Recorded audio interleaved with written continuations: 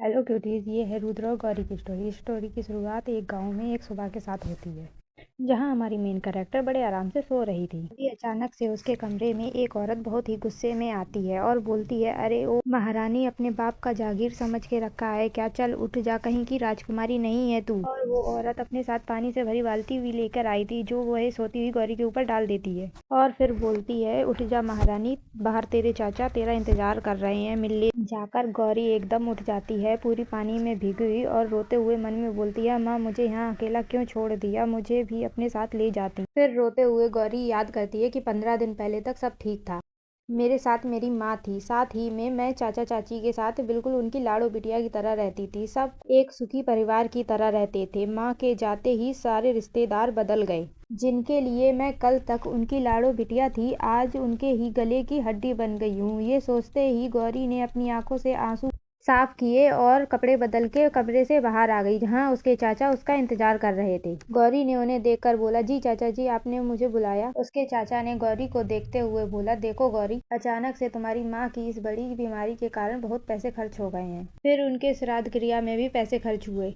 और अब हम तुम्हारा बोझ नहीं उठा सकते। हमने सोचा है कि तुम बंसल अंकल के अनाथ आश्रम में चली जाओ। मैंने उनसे बात कर ली है, वो आज शाम तुम्हें लेने आ जाएंगे और तुम्हें डरने या चिंता करने की जरूरत नहीं है। जब जरूरत होगी हम लोग आ जाया करेंगे, ठीक है? गौरी ने यह सुनकर रोते हुए बोला, ठीक है चाचा जी। और रोती भी क्यों ना, माँ गुजर गई और चाचा चाची अनाथ आश्रम भेज रहे हैं। कोई भी यह सुनकर डर जाता और रोने लगता। फिर गौरी चुपचाप जाकर अपने कमरे में पैकिंग करने लगी। गौरी बंसल अंकल को बचपन से जानती थी। गौरी ने कभी अपने पापा को नहीं देखा था, क्योंकि जब वह 2 साल की थी तभी उनकी मौत हो गई थी।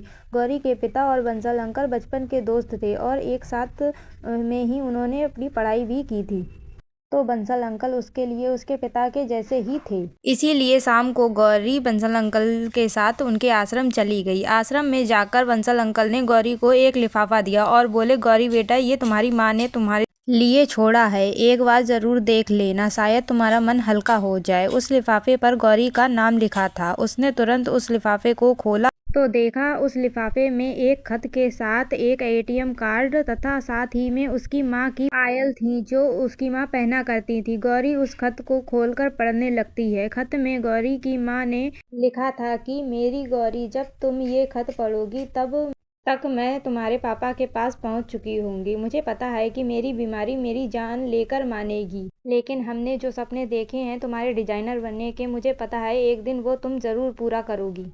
मैं तुम्हारे सपनों को पूरा करने के लिए तुम्हें मुंबई भेजना चाहती थी, जिसके लिए मैंने कुछ चीज़ें भी तुम्हारे लिए इकट्ठी की हैं, और आगे की जिम्मेदारी मैं तुम्हारे बंसल अंकल को दे रही हूँ। अपना ख्याल रखना और हमेशा खुश रहना। तुम्हारी माँ हमेशा तुम्हारे साथ रहेगी। अगले दिन गौरी अनाथ आश्रम के ऑफिस में बंसल अंकल से मिलने जाती है और बोलती है कि अंकल, मुंबई कब जाना है?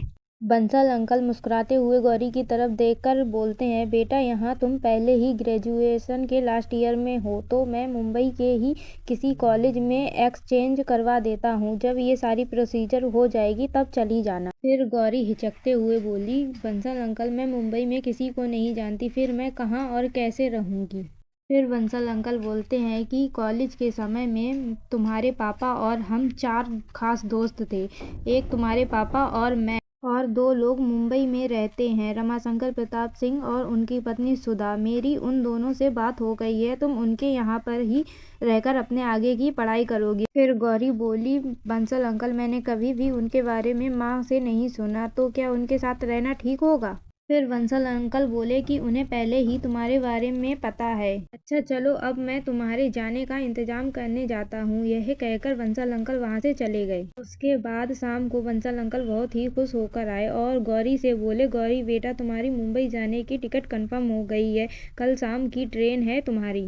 ये सुनते ही गौरी ने तुरंत पूछा, बंसल अंकल, मेरे कॉलेज का क्या हुआ? ये सुनते ही बंसल अंकल ने मुस्कुराते हुए बोला, बेटा, तुम इस बात की बिल्कुल भी टेंशन मत लो, रमाशंकर ने तुम्हारे कॉलेज का बंदोबस्त कर दिया है और मुंबई जाते ही तुम अगले दिन से कॉलेज ज्वाइन कर लोगी। ये सुनकर गौरी खुद ही में खुद को समेटकर बोली, अंकल, रमाशंकर अंकल की फैमिली में कौन कौन है? फिर बंसल अंकल ने सोचते हुए बोला, रमाशंकर के घर में उसकी पत्नी सुधा के साथ साथ उसके माँ बापूजी, एक लड़की अनन्या और एक लड़का रुद्र है। अरे हाँ, अनन्या के ही कॉलेज और उसी के क्लास में तुम्हारा एडमिशन हुआ है। और हाँ अनन्या, तुम्हारी ही हम उम्र है, जिससे तुम्हें कभी अकेलापन महसूस नहीं होगा।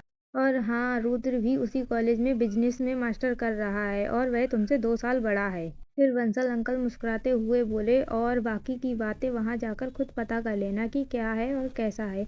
अब चलो सो जाओ जल्दी से, और कल पैकिंग कर लेना, शाम की ट्रेन है। ये कहकर बंसल अंकल वहाँ से दरवाजा बंद कर चले गए।